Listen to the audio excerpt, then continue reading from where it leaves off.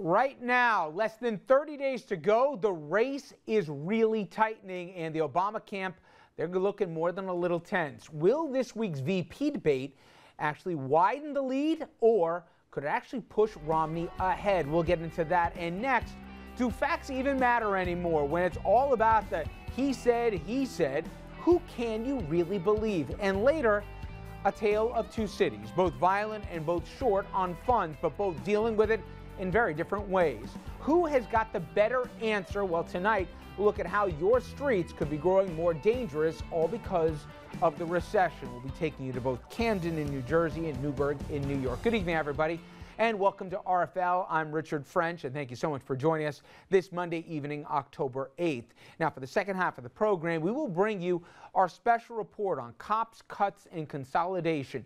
It's happening across not only our region, but our country. But what we decided to do this evening is focus on two crime-ridden and cash-strapped cities, both at crossroads. As mentioned before, we'll take you to both New Jersey and New York in its Hudson Valley region and get a first-hand account. But let's begin tonight where else, with the race for the White House. In less than 30 days out, the race is really tightening. This is not lip service here. Look at some of the numbers we're going to break out for you. The president, he's topping Romney by just 1 point. That's a huge change from before the debate last Wednesday, when Obama was up at least 3 points, and in some polls significantly more than that. Almost 3/4 of Americans who did watch the debate, they think that the challenger won, and some say decisively. His 52-point debate win, the largest ever in the history of Gallup. And after the ground-shaking debate last week, the Obama camp, they have been struggling to reshape the narrative. You can give Mitt Romney points for style, but really I think you have to take a lot of points off for how untruthful he was during the entire debate. He's walked away from 18 months of what this whole campaign's been about. It was a masterful theatrical performance. It was fundamentally dishonest for the American people. And let's be clear, if you're willing to say anything to get elected president, if you're willing to make up your positions and walk away from them, I think the American people have to understand, how can they trust you if you are elected president? Governor Romney showed up to deliver a performance, and he delivered a very good performance. It was completely unrooted in fact. It was completely unrooted in the positions he's taken before, and he spent 90 minutes trying to undo 2 years of campaigning. All right, so you basically heard 3 clips here. They're all on message from the president's side, saying the other guy, he sounded good, he looked good, but he wasn't telling the truth.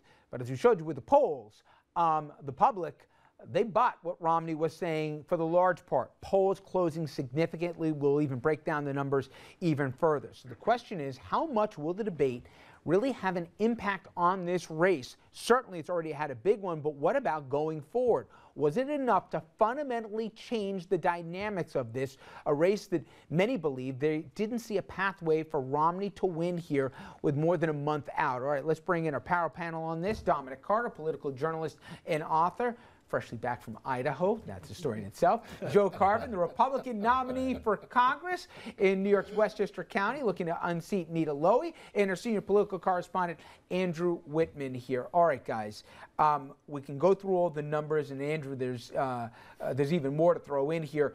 But when you break down between the overall and the likely voters, and then you even go into some of the swing states that now are back in play, the whole dynamic has changed here. A week ago to a week today, to say it's a toss-up is putting it politely. You could even argue that the president's got a steeper hill to climb, maybe even than his challenger.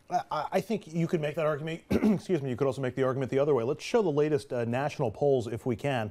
And there you see we got 2 from Gallup showing a very close race, but I want to draw your attention to the ones at the bottom, the Pew Research Center. Among all voters, Pew now has this race as a tie. That would be a 9-point swing for Mitt Romney since their pre-debate polling. Below that is likely voters, when they pare down, instead of everybody who's registered to vote, the people who have a history of voting in recent elections. And you see their latest number has Romney up 4 points, which represents a 12-point swing for Mitt Romney just since the last debate. But if we go to the electoral vote, we can show you that there really hasn't been much of a change. I mean, Obama has lost 18 electoral votes out of the total that he had in the poll averages going forward. That's because Ohio is now a toss-up state, at least according to Real Clear Politics. But you notice Romney has not increased his total at all since before the debate. So either the debate has yet to impact the electoral vote, Rich, or even though we're seeing a change on some national polling numbers, we're not seeing it in individual states, at least not enough to change the electoral vote. You know, Dominic, I was thinking, I can't remember a recent election. Sure, there's been fluctuations, you know, in prior elections here in the last 30 days. That's not without precedent. But this all hinged on one 90-minute conversation. And we did it live. And I thought at the table, as did Dominic, Andrew, and Megan, who was here, and pretty much everybody, that Romney did better than the president. But the president didn't fall down here or started slurring his speech at the thing. It was a victory, but not a knockout. You look at the polls, and the whole thing got thrown up in the air. Are you surprised by how much of a swing we saw, given that it wasn't, to me, such a declarative difference? Romney did better, but to the degree the numbers suggest, I'm surprised by it. I'm not surprised at all. I was at a debate night, to give you an example, at a debate party where everyone in the room were all strong Obama supporters. Audience basically of whites, all strong Obama supporters. And as the debate went on, they wanted to cheer for Obama. And it was almost like you were at a funeral home watching the debate. Richard, I want to ask you a question. If you were running for president, this is what I don't understand. I'll throw it on the table. Anyone that's ever been to Denver, Colorado knows that, and I've been there several times, you need several days to adjust to the air, the climate change. I am. And here's why. Al Gore was right. Why in the world would you get the president there 4 hours before the debate? You can't think straight. You know what? And it showed in his performance. You know what? I think that's a convenient excuse for him. I think the president, now we're reliving the debate, Joe, but I think supporters of the president want it both ways, in that, hey, 4 years ago, he was the guy who was the style, not necessarily the substance, or at least the resume. And I think he acquitted himself well in the debate, certainly. You could argue Hillary did even better in the primary, but certainly he did better, I think most would argue, than John McCain. This time around, for him to be unprepared, that he was going to say that the other guy's making up numbers on the fly, that's incumbent on him, at least in that format, to, if not disprove it, call it for what it was. And there were so many openings, and he didn't do it. From a macro standpoint, and especially for somebody of the four of us at the table with the most to risk here with up ticket and down ticket consequences, how much changed from a week ago to a week ago today? You must have some interesting anecdotes here from what you've heard. Well, it's absolutely huge. And I think the big change was that you can see that the Obama team, the campaign team, is fantastic. And they're a very astute, credible campaign team, and they've been spent every day since the debate trying to discredit Romney. And I think what Romney had a chance to talk to the American public directly and talk about the issues direct. So I think, you know, Obama had a fair night. I agree with you. But I think Romney had a terrific night, an absolutely fantastic night. And he made his point. At the end of the day, I think that it was a fairly substantive conversation. And I think you have two very different ways to take the country forward. President Obama said that. But you know what's interesting, Joe? There wasn't that one. We heard there was going to be zingers. There weren't there, really. No, I mean, a little, whatever. But there wasn't any famous clip that everybody could repeat. And it was a largely wonkish conversation. So even with that, Andrew, even without the sizzle, there was enough stake here to move the numbers. And I guess my question to you is, are we going to have the same dynamic for the remaining two presidential and this week's VP debate? Are the swings going to be that pronounced after each one? I think they're likely to be, actually.